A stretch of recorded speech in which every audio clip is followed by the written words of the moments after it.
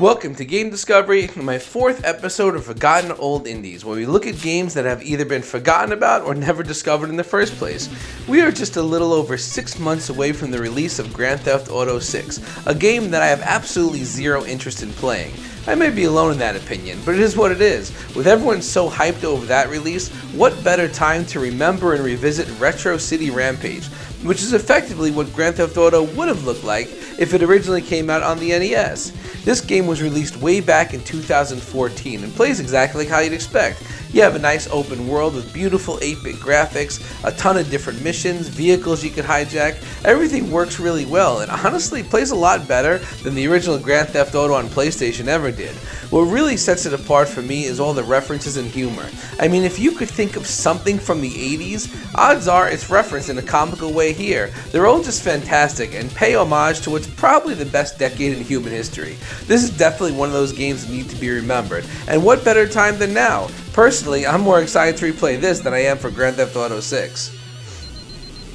Crimzon Clover is an awesome overhead bullet hell shmup which received the physical release through First Press Games, which basically means it never received the physical release. This one is actually in stock, but you'd be insane to order from those crooks. Luckily, the digital version is still available and it's awesome. Looking at this gameplay footage, you know exactly what to expect here, and if you love the genre, this game will absolutely scratch every itch you have. The graphics are stupendous, the controls are tight, there's a ton of explosions and impossible to dodge patterns. I know the goal of these games is to get better at them and eventually go for a 1-credit clear, but I'm not nearly good enough to even think of that. Still, every so often I like to just play one of these and kind of credit feed my way to the end. So this is a game anybody can enjoy, even if you're a scrub like me, but it certainly presents enough meat for genre veterans to get really hooked. It's just a shame the physical wasn't put out by a more reputable company.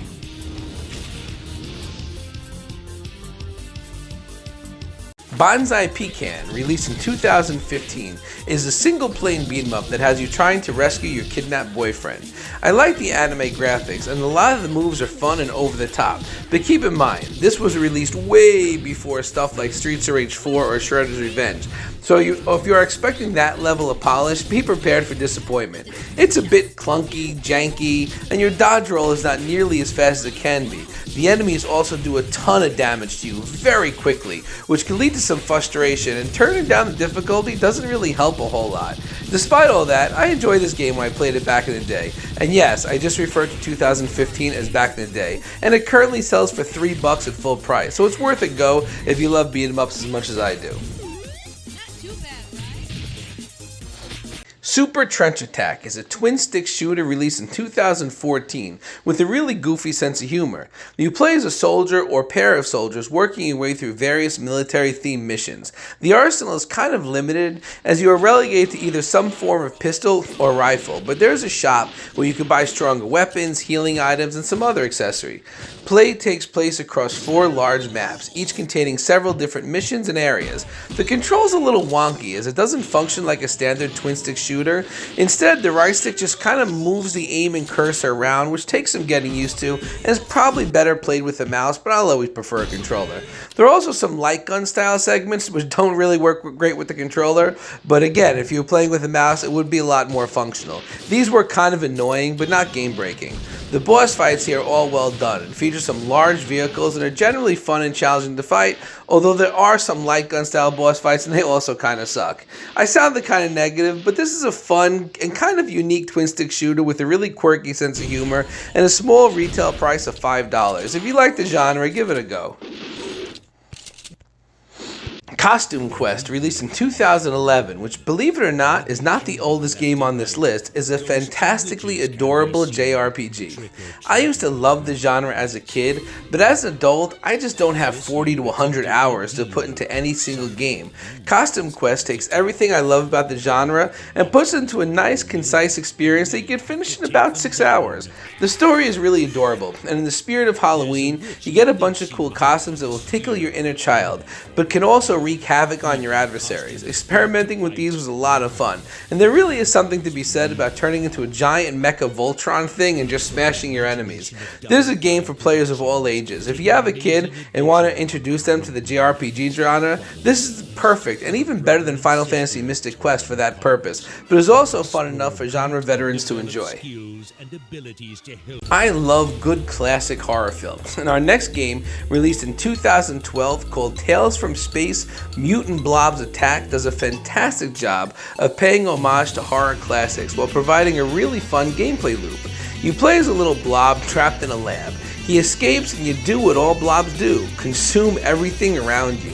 The sense of scale is just fantastic in this game. You start out as a tiny little blob locked in a cage, and so you could absorb random household items and whatever other tiny things you could find, but you grow over time. As the game progresses, you eventually become massive and are capable of absorbing buildings, helicopters, and tanks. The game just does a fantastic job of representing that scale in its level design, and it's really satisfying watching your blob grow over time by consuming everything in its path. The graphics are fantastic and have that kind of grainy classic 50s horror vibe with a great sense of humor, while all kind of playing like a 2D puzzle platforming version of Katamari. This is such a fantastic game, and it's made by the same developers as Guacamelee, which is my all-time favorite Metroidvania. Definitely a game that should not be forgotten, and a must for horror fans or just anyone who likes a good fun puzzle platformer. The oldest game on our list today is called The Maw, released in 2009. I always associate this game with Tales from Space, even though they were released so far apart. I first played them in relatively close proximity, and in some ways they're kind of similar. You control a little alien with a gigantic pet named the Maw. Although he doesn't start out this gigantic, he does like to eat. And over the course of the game, you have to guide him around to lead him to eat everything he could find, and in the process, he will grow exponentially, as well as unlock a number of new powers depending on the enemies he consumes. The Maw is adorable in a terrifying way, and he is so well animated and so expressive. You really get attached to this little guy. The game has a nice sense of humor, but relatively simple gameplay. It's definitely not a difficult game. My first playthrough took me about 2.5 hours to finish, but it's a great game if you just want a stress-free way to kill some time. Feeding your Maw everything is really satisfying. Watching him grow and evolve is fun and humorous, and the gameplay is just kind of chill, even though it involves the utter destruction of everything you meet. It's a very unique game, and I can't think of anything that is really quite like it, so definitely one worth checking out. Our last game on this list is probably my favorite as well. Insanity's Blade, released in 2014, is a brutal action platformer that feels like a mix of Ghosts and Goblins and Altered Beasts. You play as Thurston, a man whose family was murdered, and you then set out on a bloody quest for revenge. The aesthetic here is wonderful. The environments and enemies have an awesome gothic horror look. There are lots of cool weapons that range from melee to ranged weapons like the daggers, which are taken right out of Ghosts and Goblins, to even beating enemies up with their own arms. The weapon variety is fantastic, and the combat is visceral. It's a pretty long game as well. 16 stages, it took about 4 hours to beat, but much of that will be spent dying, so be ready for that. This is a difficult game. It's made by the same developers as Battle Princess Madeline and the Royal Edition, which is one of the hardest games I've ever played. While it's not as hard as that, the challenge level is perfect for gamers looking for that old school retro challenge. Throw in some great boss battles and you have the perfect game for retro gamers seeking a bloody good time. So let me know, which of these have you played, which would you want to play, and what are some other forgotten indies we need to remember?